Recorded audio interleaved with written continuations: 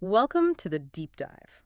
Today, we're digging into something pretty central to, well, almost everyone's life now.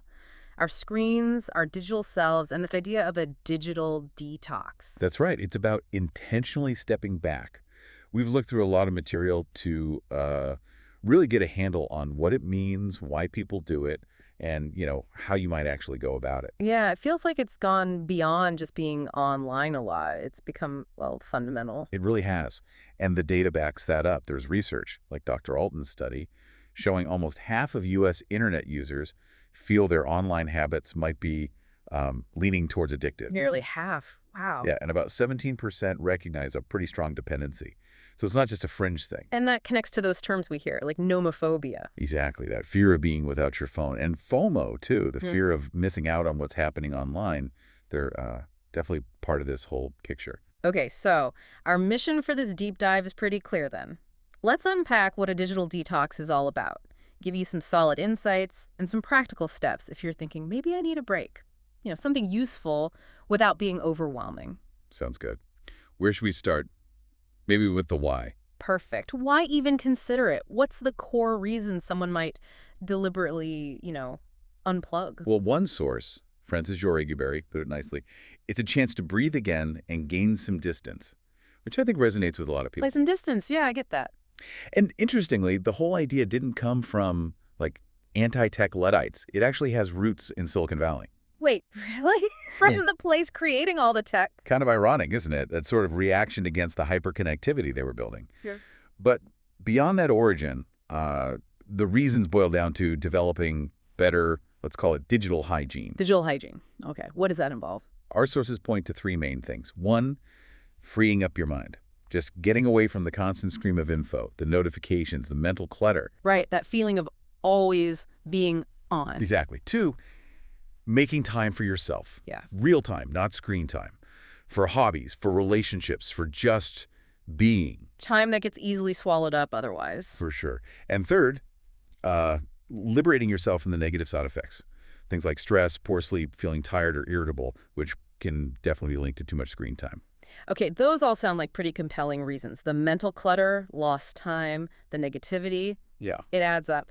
So if you do manage to create that distance, what are the upsides? What benefits might you actually feel? Well, the potential benefits are pretty significant based on what we've seen. A big one is better mental clarity and focus. The ability to concentrate again. Yes. And think about this. One study showed our average attention span when looking at screens plummeted from about 2.5 minutes back in 2003 to, get this, just 47 seconds in 2023. 47 seconds. Seriously, that Yeah. constant switching, checking notifications, it really does a number on our ability to focus deeply.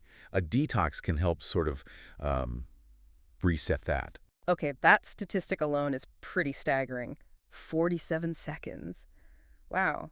So better focus. What else? Stronger relationships and social connections. Encouraging actual face-to-face interaction over just quick online messages. So quality over quantity in connections. Precisely. More depth, perhaps. Another thing is self-confidence. Stepping away from social media especially, even for just a couple of weeks, can help. How so? Research suggests it can lead to more confidence and life satisfaction because you're reducing that social comparison trap, comparing your everyday life to everyone else's highlight reel. Right, escaping the comparison game, that makes a lot of sense. Definitely. And finally, sleep. Better sleep is a big potential benefit.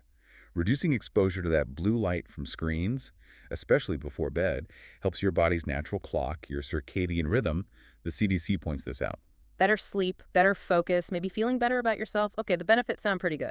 So if someone's listening and thinking, all right, maybe I should try this, where do they start? How do you even figure out your own digital habits? Yeah, good question. The absolute first step is self-assessment. You need to get an honest picture of how you're actually using your devices right now. Like actually tracking it. Exactly. Keep track of your online time. When are you online most? What apps or sites are you using? Is it work stuff, social media, just browsing? And maybe reflect on why you're picking up the phone.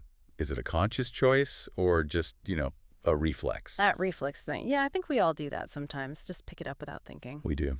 So asking yourself some specific questions can really help clarify things. Okay, like what sort of questions? Things like, what apps or tools do I use the most often? Which ones seem to suck up the most time?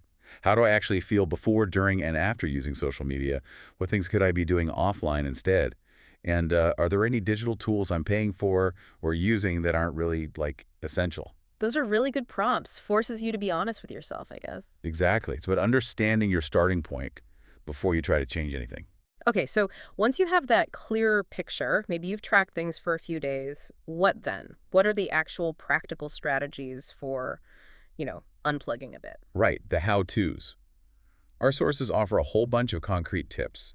A really foundational one is setting boundaries, Boundaries. like time limits. Yeah, designating specific times for internet use, trying to cluster your online tasks, maybe, and definitely trying to avoid checking work emails or messages outside of work hours, if that's feasible for you. That work email creep is real. Mm. Okay, boundaries. What else?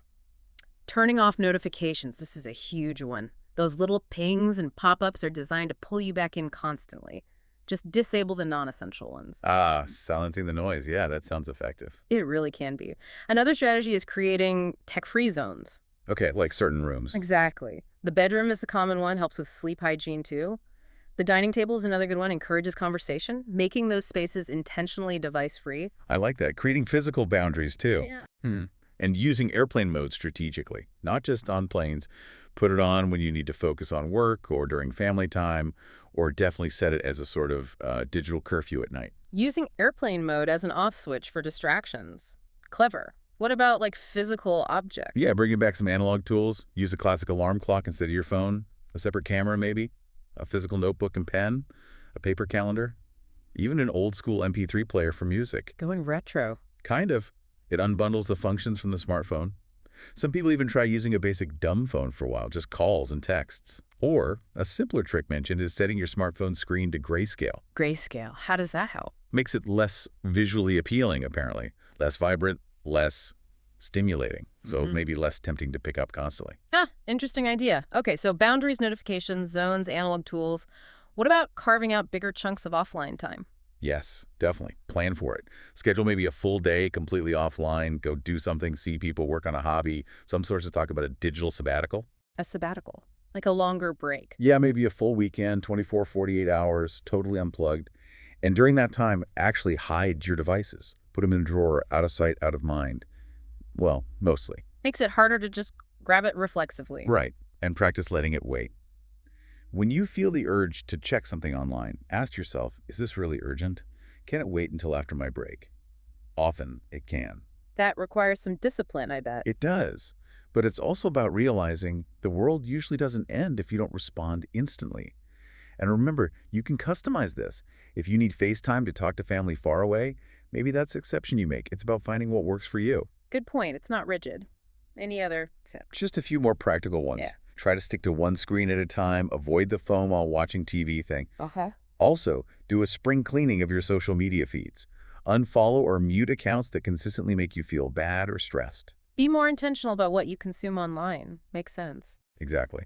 And finally, though it sounds a bit odd for a detox, there are apps designed to help limit screen time, things like Forest or Cold Turkey or OneSec. They can be tools, but use them cautiously as part of a bigger plan, not, the whole solution. Okay, that's a lot of really practical stuff. Yeah. If someone likes structure, though, is there like a sample plan they could follow? Yeah, one source laid out a kind of 7-day guide.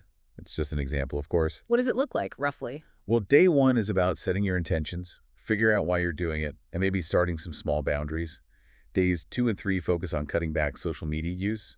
Then days 4 and 5 are about creating those tech-free zones at home. Okay. Day 6 is the big one, a full 24-hour digital fast, no screens if possible. And then day 7 is about reflection. What did you learn? How do you want to move forward with tech more mindfully? That actually sounds like a pretty manageable structure for a week. But like you said, flexible. Absolutely. Tailor it. If a full day offline feels like too much to start, try half a day. The point is the intention and the practice. Right. Now, we've talked a lot about the benefits, but are there any, downsides or challenges people should be aware of if they try to disconnect? It can't all be easy, right? That's a fair point. Mm. Completely pulling the plug isn't always simple or even desirable for everyone. Yeah. You could potentially miss important work communication or maybe local alerts or community info. Yeah, practical stuff. And If social media is genuinely your main way of staying connected with certain friends or family, cutting off completely might feel isolating, at least initially. So it's not necessarily about becoming a digital hermit. Not at all. The goal really isn't zero tech forever. It's about finding a healthier balance, using tech intentionally in a way that serves you, rather than feeling controlled by it. Balance and intention. Okay, so let's say someone does a detox maybe for a weekend or a week and they feel better. How do they keep that going? How do you avoid just snapping back to old habits? Good question. The advice is generally to ease back in gradually. Don't just jump back into the deep end. Maybe set some specific limits for yourself for the week after the detox. Like, continue some of the boundaries. Exactly. Maybe you keep the bedroom tech-free. Maybe you stick to checking emails only twice a day. Make small, sustainable shifts rather than expecting a total permanent overhaul overnight. Small steps. Yeah. And if you found the detox really beneficial, maybe schedule regular, shorter digital sabbaticals, perhaps one evening a week or one day a month, where you intentionally unplug again. Maintain the practice. So it becomes less of a one-off event and more of an ongoing practice of mindfulness around technology. That's the idea. It's about regaining that sense of control, making sure technology is a tool you use, not something that uses you. This has been really insightful. If we had to boil it down, what's the key message you hope people take away from our deep dive today? I think the main thing is that a digital detox isn't some rigid, punishing thing. It's a flexible, customizable tool you can use to build a healthier relationship with technology, which can, genuinely boost your overall well-being. It's about intentionality. And you don't have to go all in immediately. Even trying one or two small things we talked about, turning off some notifications, leaving your phone out of the bedroom could be a great start, right? Absolutely. Start small, see how it feels, learn from it, and adjust. It's a process. So maybe a final thought for everyone listening. As you consider stepping back even slightly from the digital noise, what might you discover? What new things, ideas, activities, connections might actually have space to grow when you create that little bit of quiet? Something to think about. Thanks for joining us for this deep dive.